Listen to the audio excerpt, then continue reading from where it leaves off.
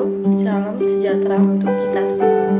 Perkenalkan, nama saya Novia Evelina Purba, NIM 20220101049 dari Prodi D3 Perpustakaan Universitas Sumatera Utara. Di sini saya akan menjelaskan mengenai tentang program promosi perpustakaan.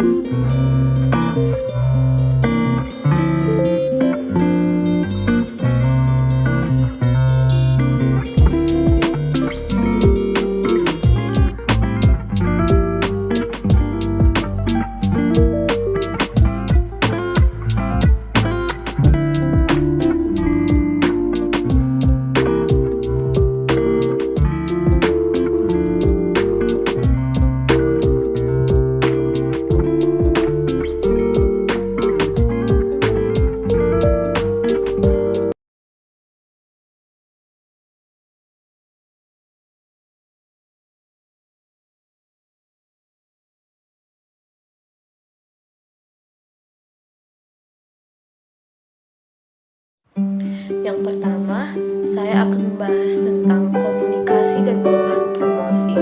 Komunikasi pada dasarnya dapat terjadi dalam berbagai konteks kehidupan. Komunikasi adalah prasyarat kehidupan manusia. Melalui komunikasi, seseorang menyampaikan apa yang ada dalam benak pikirannya dan atau perasaan hati nuraninya kepada orang lain, baik secara langsung ataupun tidak langsung. Istilah komunikasi berasal dari bahasa Latin yaitu communicatus yang artinya berbagi atau menjadi milik bersama. Dengan demikian, komunikasi berarti suatu upaya yang bertujuan berbagi untuk mencapai kebersamaan. Pengertian lain komunikasi adalah suatu proses pertukaran informasi di antara individu melalui sistem lambang-lambang, tanda-tanda atau tingkah laku. Dalam proses pertukaran terjadi proses komunikasi baik langsung dan tidak langsung. Pada tingkat dasar, komunikasi dapat berusaha membujuk konsumen saat ini dan konsumen potensial agar berhasrat masuk ke dalam hubungan pertukaran. Komunikasi pemasaran merupakan usaha untuk menyampaikan pesan kepada publik, terutama konsumen sasaran, mengenai keberadaan produk di pasar. Bahwa konsep yang secara umum sering digunakan untuk menyampaikan pesan adalah apa yang disebut sebagai bauran promosi atau promotional mix. Disebut bauran promosi karena biasanya pemasar sering menggunakan berbagai jenis promosi secara simultan dan terintegrasi dalam suatu rencana promosi produk. Terdapat 5 jenis promosi yang biasa disebut sebagai bauran promosi, yaitu iklan atau advertising. Yang kedua adalah penjualan tatap muka atau personal selling. Yang ketiga adalah promosi penjualan atau sales promotion, hubungan masyarakat. Yang keempat adalah publisitas atau publicity and public relation. Yang kelima adalah serta pemasaran langsung atau direct marketing. Bauran promosi perpustakaan. Tujuan promosi perpustakaan adalah memperkenalkan perpustakaan, koleksi, jenis layanan, dan manfaat yang dapat diperoleh oleh pengguna perpustakaan. Dengan adanya promosi, diharapkan masyarakat mengetahui pelayanan yang diberikan oleh perpustakaan sehingga membuat mereka tertarik untuk mengunjungi dan memanfaatkan koleksi serta layanan perpustakaan.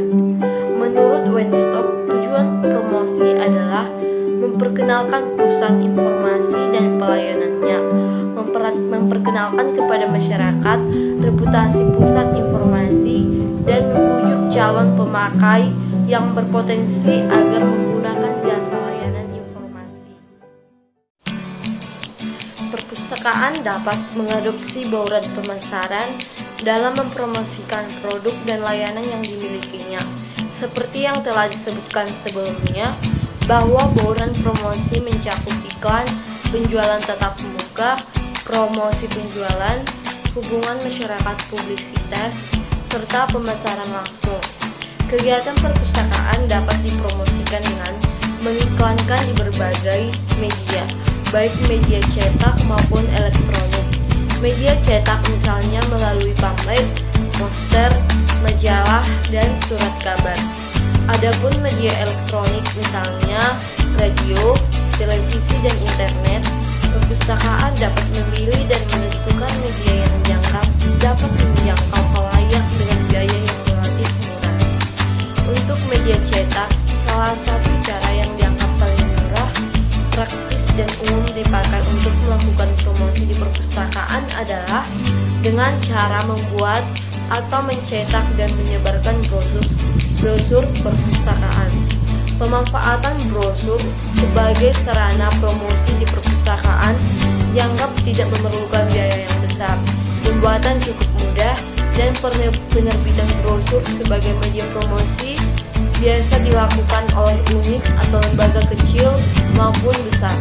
Media cetak lainnya yang juga cukup efektif untuk melakukan kontak dengan pengguna adalah poster. Media ini paling umum dilakukan. Poster dapat digunakan untuk memperkenalkan layanan baru, untuk mengumumkan adanya kegiatan di perpustakaan, dan menunjukkan layanan yang sudah digunakan. Poster yang paling efektif adalah poster yang dirancang untuk sekilas segera menarik perhatian atau mencuri pandangan orang yang lewat di depan poster tersebut, sekaligus memberi pesan atau informasi secara ringkas. Iklan perpustakaan yang menggunakan media elektronik seperti radio dan televisi relatif membutuhkan dana yang lumayan besar. Perpustakaan perlu mempertimbangkan keefektifan dan jangkauan yang dicapai apabila menggunakan media elektronik dalam menyampaikan pesan informasi. Bauran promosi berikutnya adalah penjualan tatap muka atau personal selling. Dalam konteks ini, perpustakaan memberikan pelayanan langsung kepada pemakai melalui komunikasi tatap muka atau face to face. Disinilah pentingnya peran pustakawan sebagai komunikator dalam memasarkan perpustakaan. Pustakawan harus menunjukkan etika berkomunikasi yang baik dengan pengguna. Keramahan dan sikap profesional harus dimiliki pustakawan dalam memberikan pelayanan kepada pengguna perpustakaan. Setiap manusia senang diperlakukan spesial. Begitu juga dengan pengguna perpustakaan. Tatapan mata yang ramah, gerakan tubuh yang positif, serta kepedulian terhadap kebutuhan pengguna merupakan hal yang perlu diterapkan dalam mewujudkan pelayanan prima. Pustakawan harus komunikatif dan menguasai keterampilan teknik informasi dengan baik sehingga dapat secara cepat dan tepat menyajikan informasi kepada pengguna perpustakaan. Pengguna perpustakaan datang ke perpustakaan untuk beragam tujuan. Ada yang mencari literatur untuk mendukung kegiatan belajar mereka, meminjam dan mengembalikan buku serta menelusur informasi. Perpustakaan memberikan pelayanan dalam bentuk konsultasi, memberitahu atau membantu dan melayani konsumen. Disinilah pustakawan bertemu secara langsung dengan pengguna. Mutu pelayanan yang diberikan berpengaruh langsung terhadap kepuasan konsumen dan terhadap pemanfaatan produk atau jasa itu selanjutnya. Perpustakaan semakin tumbuh dan berkembang, apalagi dengan semakin maraknya kemajuan era digital. Dengan adanya internet, komunikasi semakin terhubung dengan mudah. Internet memberikan kesempatan kepada perpustakaan dan pustakawan untuk menjawab kebutuhan informasi. Keberadaan internet dapat digunakan sebagai media untuk menginformasikan kepada pengguna tentang produk layanan dan beragam program kegiatan yang diadakan perpustakaan. Perpustakaan dapat memanfaatkan internet untuk lebih akrab dan komunikatif dengan pengguna. Contohnya, dengan membuat website tentang profil perpustakaan. Website tersebut dapat di-share melalui jaringan internet kepada pengguna perpustakaan melalui media sosial, sehingga pengguna perpustakaan memiliki antusias untuk melihat dan bergabung yang disediakan oleh perpustakaan.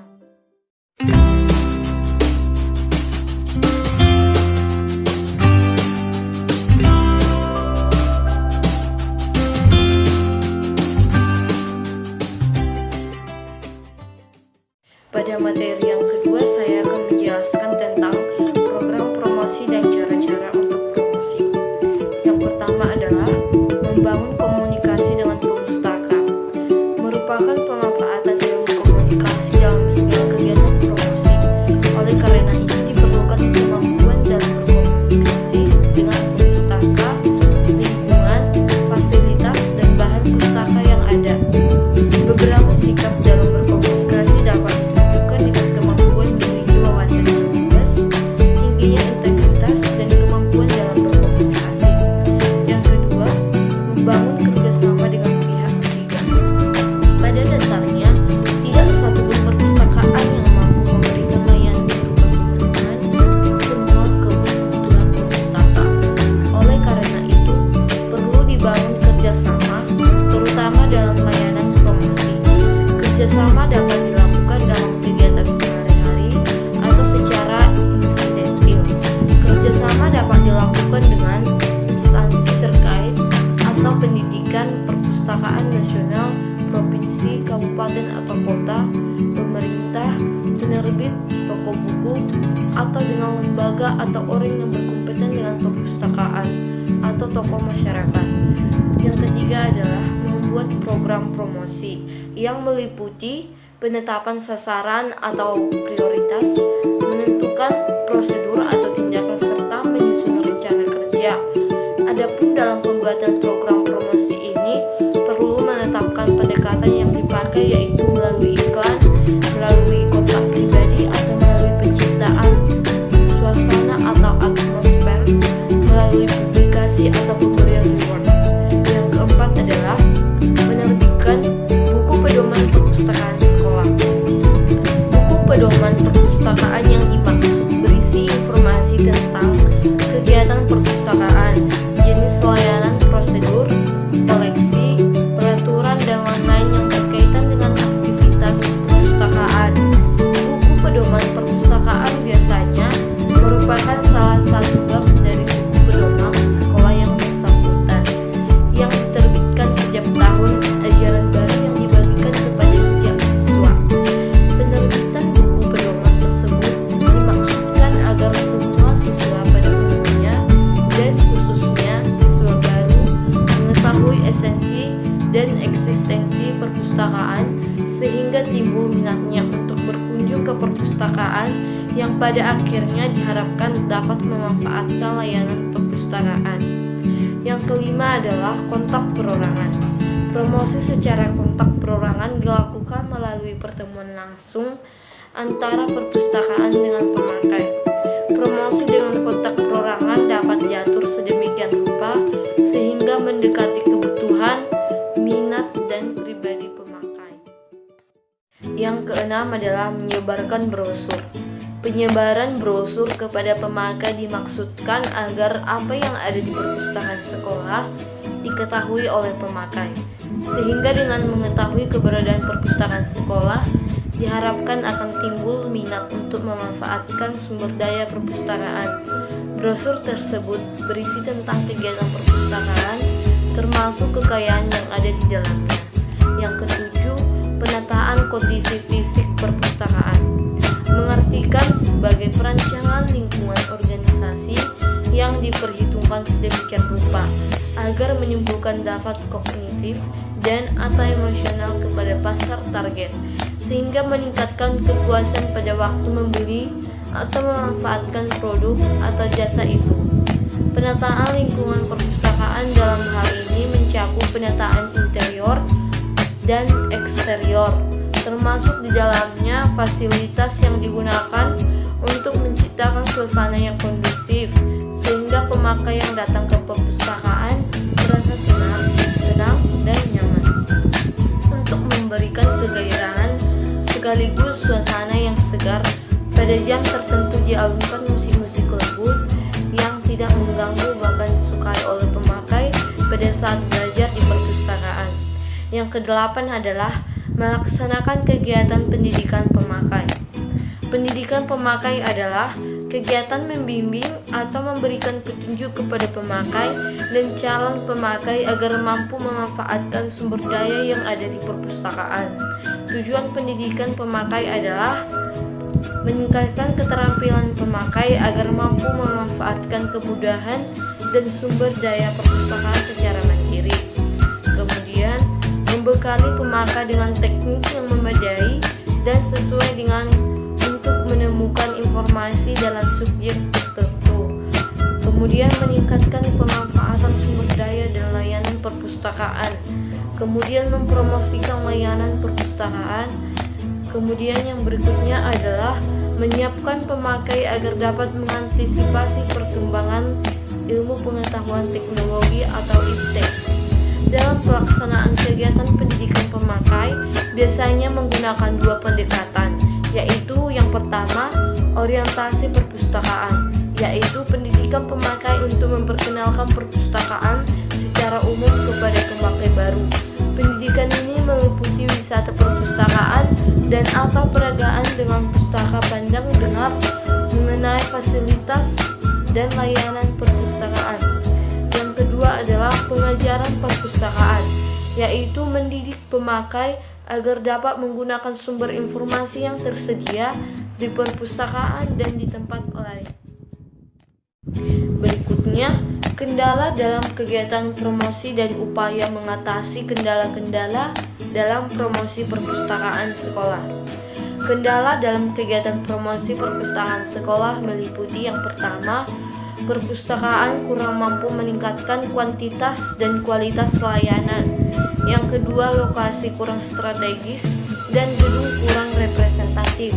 Yang ketiga, masyarakat akademis belum memandang secara benar terhadap tugas, fungsi, dan peranan perpustakaan sekolah. Upaya mengatasi kendala-kendala dalam promosi perpustakaan sekolah dilakukan melalui kegiatan yang pertama, meyakinkan pimpinan sekolah tentang esensi perpustakaan sekolah.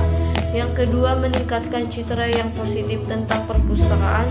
Yang ketiga adalah menempatkan promosi perpustakaan sebagai salah satu prioritas program perpustakaan.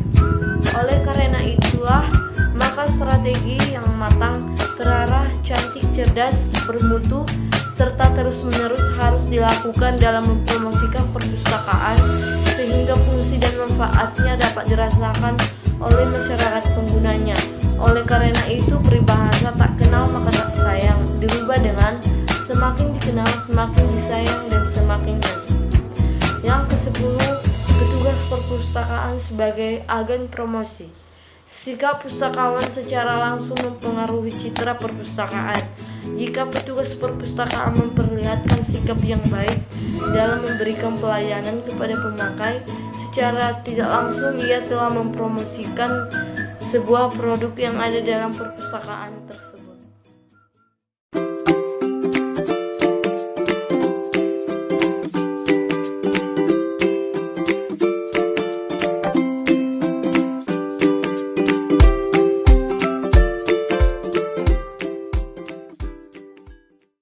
Materi berikutnya adalah saya akan menjelaskan mengenai analisis lingkungan pemasaran dan analisis SWOT.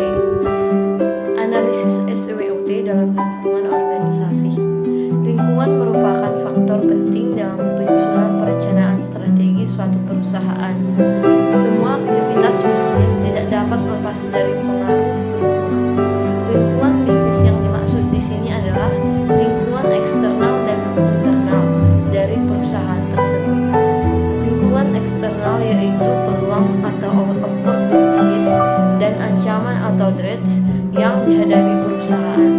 Sedangkan yang dimaksud dengan lingkungan internal mengidentifikasi kekuatan atau strength dan kelemahan atau weakness yang menjadi landasan bagi strategi perusahaan, di mana terdiri dari sistem-sistem fungsional perusahaan seperti sumber daya manusia, proses produksi, pemasaran, dan perencanaan keuangan.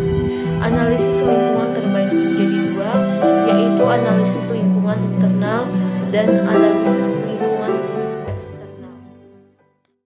analisis SWOT. Analisis SWOT atau Strengths, Weaknesses, Opportunities, Threats adalah identifikasi berbagai faktor secara sistematis untuk merumuskan strategi pemasaran. Kekuatan adalah kemampuan internal, sumber daya dan faktor situasional positif yang dapat membantu perusahaan melayani pelanggannya dan mencapai tujuannya. Kelemahan adalah keterbatasan internal dan faktor situasional negatif yang dapat menghalangi performa perusahaan. Peluang adalah faktor atau tren yang menguntungkan pada lingkungan eksternal atau matriks SWOT merupakan matching tool.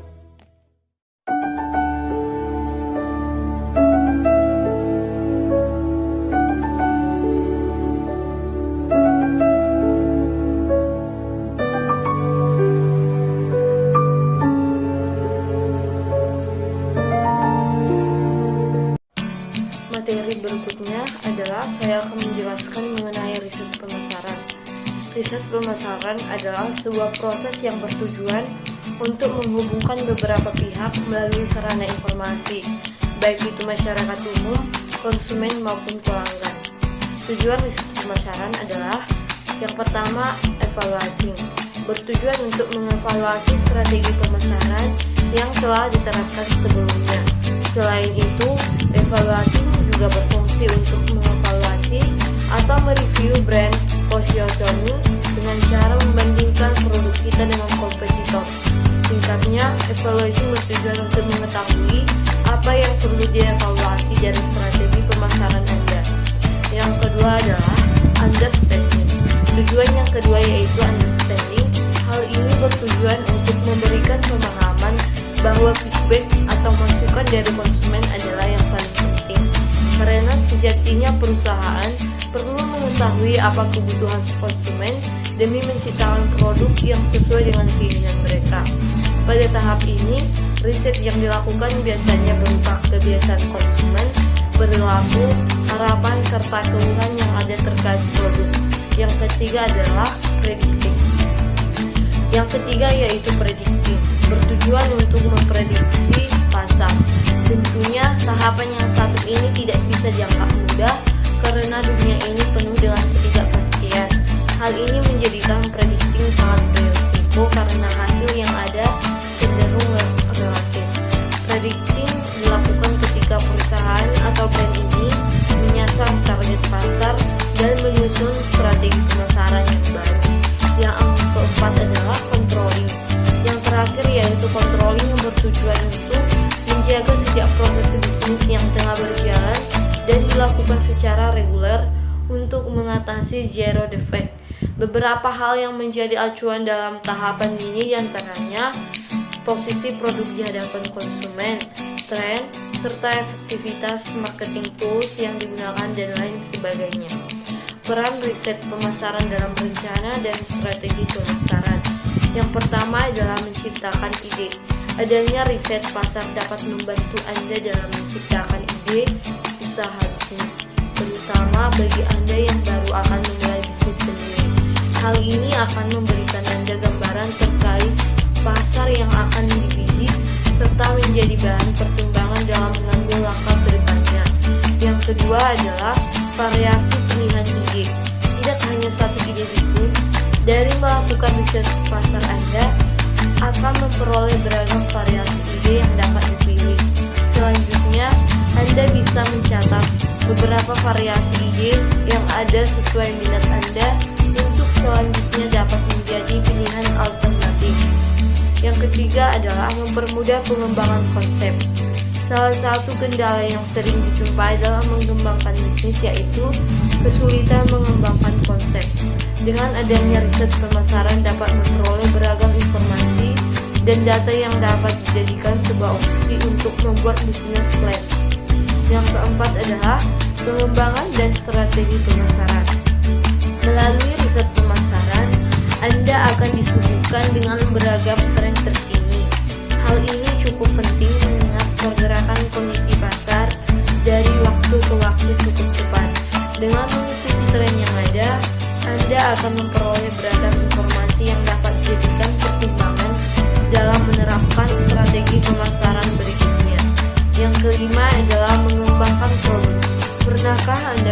berhasil mengapa sebuah usaha dapat menjual lebih banyak produk hanya dengan mengubah kemasan atau menambah variasi dari pilihan produk yang ada.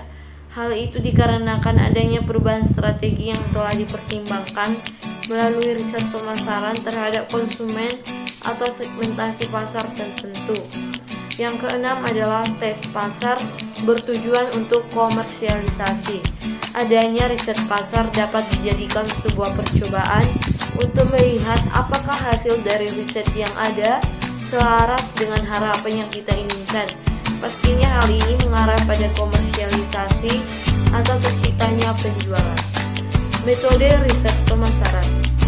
Yang pertama, kuesioner. Menggunakan formulir dengan sejumlah daftar pertanyaan yang dibutuhkan. Formulir ini nantinya akan disebar sesuai dengan sampel riset yang Anda tuju. Misalnya Anda membuka bisnis komputer gaming, kuesioner tersebut bisa disebar ke komunitas penyuka game dengan range umur tertentu. Yang kedua adalah riset grup, berupa diskusi kelompok yang memiliki ketertarikan yang sama. Pada diskusi ini Anda dapat menanyai seputar keluhan, kebutuhan, serta harapan mereka terkait suatu produk. Yang ketiga adalah survei, umumnya bersifat acak, tidak terpaku pada satu komunitas atau kelompok tertentu. Hal ini bertujuan untuk mengetahui gambaran umum dari masyarakat terkait produk Anda. Yang keempat adalah observasi, bersifat deskriptif, mengamati suatu kejadian atas dasar sebab akibat. Anda akan langsung mengamati situasi pasar terkini.